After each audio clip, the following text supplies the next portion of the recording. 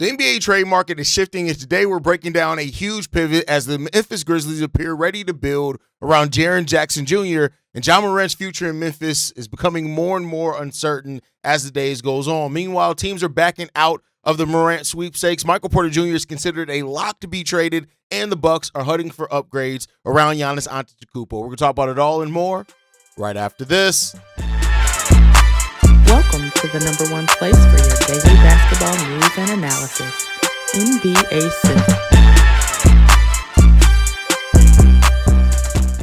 What's going on, basketball fans? Welcome to another episode of NBA Central, your number one spot for everything basketball related. I'm the host there, Haize, but more importantly, you guys can follow the channel at NBA Central Pod on every social media platform we happen to be on. With that said, let's go ahead and get into this content for today, y'all. And we've been talking about a lot of reports around Ja and around the Memphis Grizzlies. We talked about that yesterday. Where it appears now, this one's according to Shams Charania, that the team was open to trading stars Ja Morant after seeing the return that the Atlanta Hawks recently got for Trae Young from the Washington Wizards. Fans aren't exactly expecting the Grizzlies to get a treasure trove in a potential Ja Morant package. Instead, the Grizzlies may look to build around a player already on their roster. The sense I have at this juncture is that Memphis wants its rebuild to revolve around Jaren Jackson Jr. Now, that one's coming from Jake Fisher. He did point out that the small sample size can undeniably be small, but Memphis produced an encouraging 7-2 stretch in November during games Jackson played without Morant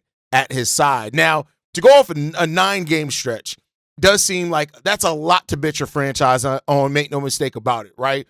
And so while Jaren Jackson Jr. is a tough player, we know he's won Defensive Player of the Year. Like he's a tough player. There are some concerns with him. The foul rate is hugely a concern there. The fact of the matter is, I don't think he deals with physicality on the defensive side of the ball as much as you would want him to, and he doesn't rebound extremely well as a forward. That's part of the reason why you can't get around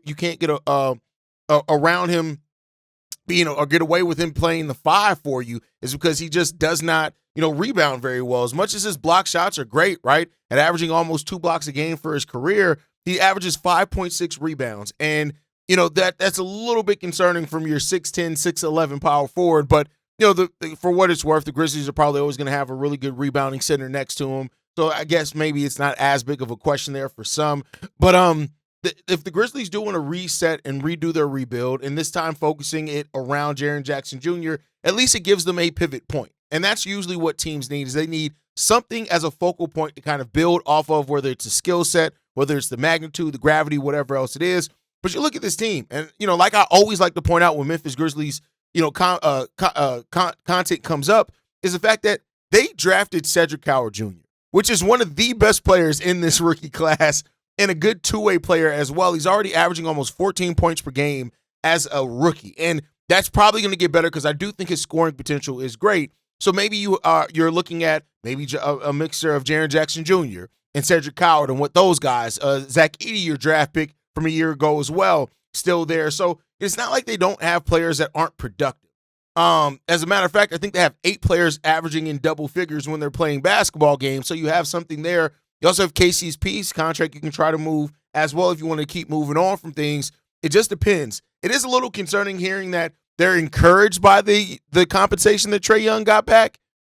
I mean, 2 veteran expiring contracts. But hey, for whatever it's worth, if that's what they're happy with, that's what they're happy with. But Jake Fisher also threw this in. Numerous rival execs have been whispering about Jaren Jackson Jr. all season, trying to whisper it into existence, perhaps that the 26-year-old would seek an exit. Now, I do want to talk a little bit about this because much like we heard when it was the Utah Jazz, when they ended up moving on from Rudy Gobert, they decided to go ahead and pivot and move on from Donovan Mitchell as well and just completely reset the deck. Now, they've been in a reset and a rebuild literally since then, but even if the Memphis Grizzlies don't think to do it now and move both those guys at the trade deadline, or both those guys even by next season, let's say Jaren Jackson Jr. even finishes with the Memphis Grizzlies at the end of next year, it could very well be a pivot. And eventually they realize, hey, we're probably just better out stacking as many draft picks as we can and just doing that. And they could look to do that, to build around that. So, hearing that teams are interested in Jaren Jackson Jr., it's not a surprise.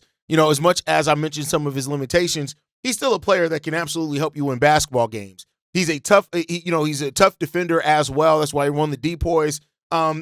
He's a good basketball player. The question just becomes about, like I said, what is the risk and what is the situation and what are you able to kind of overcome as far as his shortcomings? And that's the same with any player. I want to be clear.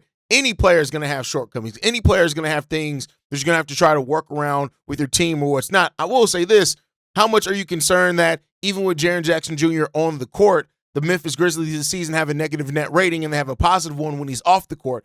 I don't know if that plays a part into it at all. The true shooting percentage goes up when he's off the court. Their effective field goal shooting percentage goes up when he's off the court. Hell, their rebounding percentage goes up when he's off the court. So those are things that you have to look at as well rather than just the stat sheet. But, hey, if teams are interested in waiting for Jaren Jackson Jr. to come available, the question becomes then, what would they have to offer for the Memphis Grizzlies to then rethink resetting this whole thing over and even moving Jaren Jackson Jr. on top of moving Ja Morant?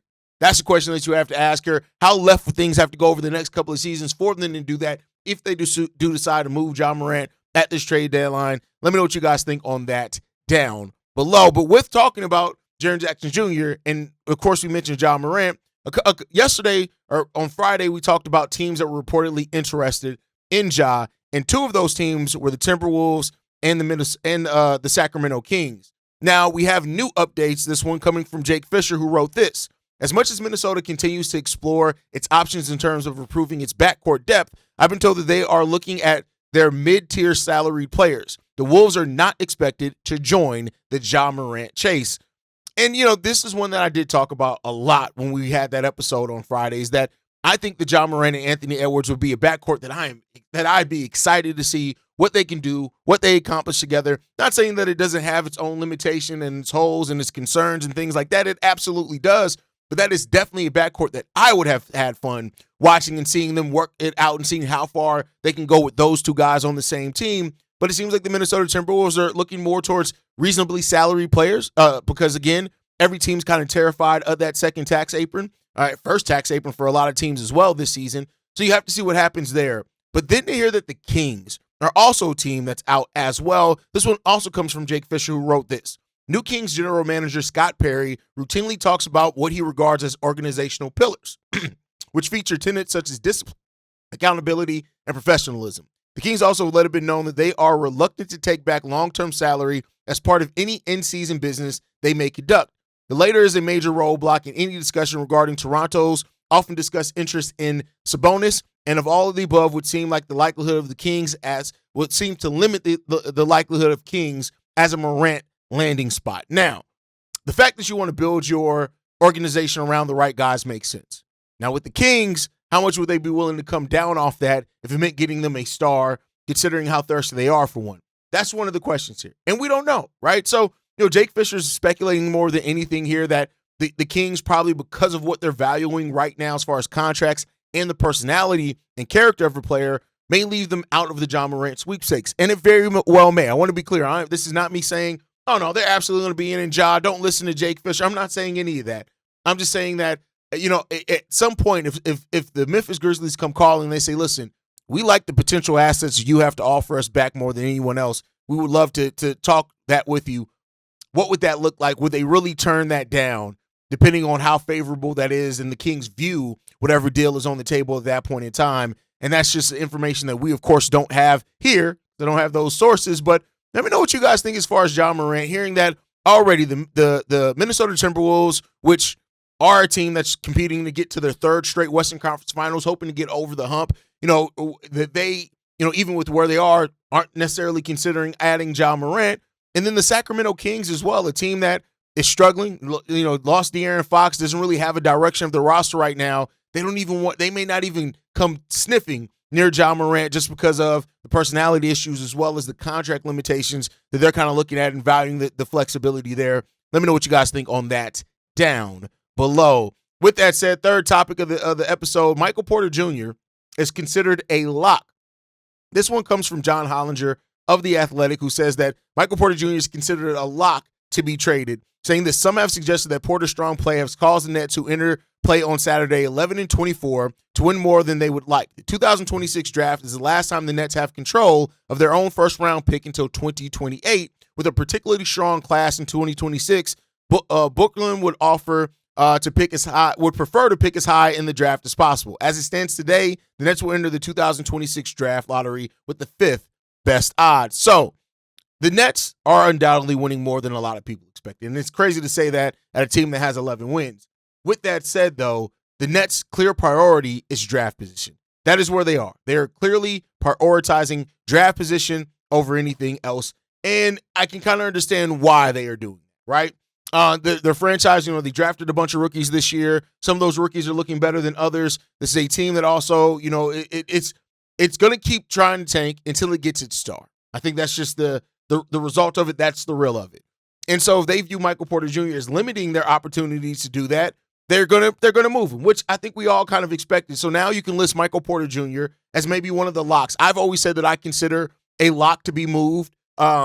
Jonathan Kuminga, I just think that the Warriors are clearly motivated and they're going to move him by any means necessary, no matter what that means, the best deal they have on the table at that point in the trade deadline.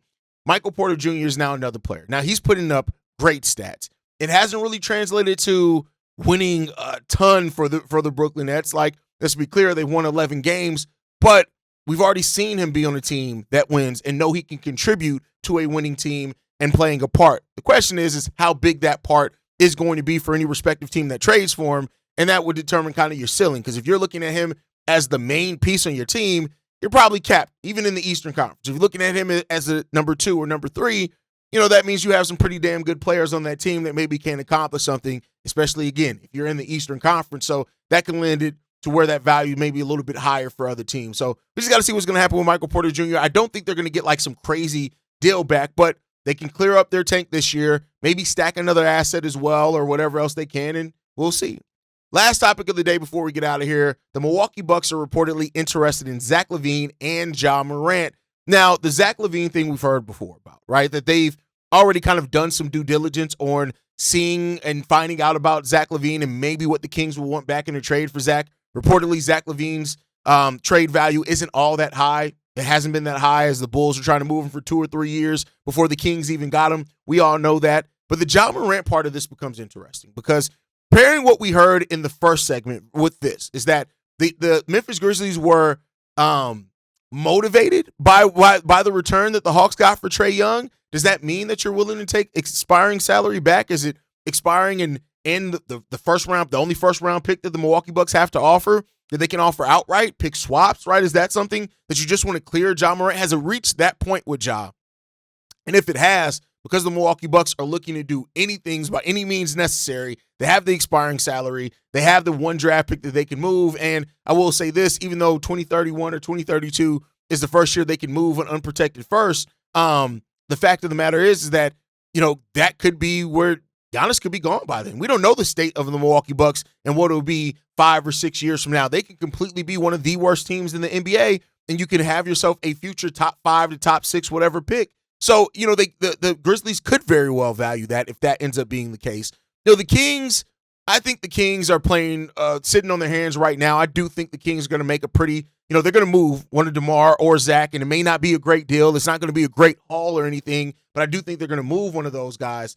The Grizzlies are desperate to put talent around Giannis because they don't want Giannis to officially request that trade, even though he said that he would never formally request a trade. So, we'll see. The Sacramento Kings have basically been open to moving LaVine since they got him. So it's no doubt there that he's available. The question just becomes about, would they be willing to take what the Milwaukee Bucks have to offer? And I guess that's a question for those GMs to have in that conversation and see the value, but I guess we shall see. But you guys can let me know how you feel on that one down below. Do you think that the Milwaukee Bucks can land either Ja or Zach LaVine? And how much do you think that realistically changes the ceiling of that team as far as for the Milwaukee Bucks? Do they then become more of a championship contender in the East with Giannis, Zach LaVine, and Miles Turner? And, of course, keep your shooters and other things around you as much as you can there. Kyle Kuzma's probably gone in that deal. Is that enough for the Milwaukee Bucks? Is Ja Morant enough if they're able to get him for just matching salary and that first round pick that they have to offer? Would, that be enough for them? Ja, Miles Turner, Giannis, is that enough?